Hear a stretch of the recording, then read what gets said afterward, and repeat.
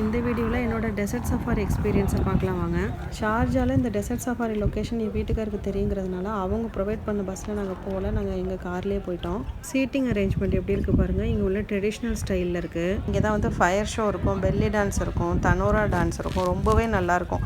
மெஹந்தி போட்டுக்கலாம். இந்த நாட்டோட ட்ரெடிஷ்னல் ட்ரெஸ்ஸான அபாயா கந்தூரா போட்டு ஃபோட்டோ எடுத்துக்கலாம். கேமல் ரைடில் நானும் என் பொண்ணும் போனோம். ஒட்டகத்து மேலே ஏறும்போது ஒன்றும் தெரியல, ஆனால் கீழே இறங்கும்போது ஒட்டகம் கீழே உட்காருது இல்லையா, அப்போ வந்து ரொம்பவே பயமாக இருந்துச்சு இறங்குறதுக்கு.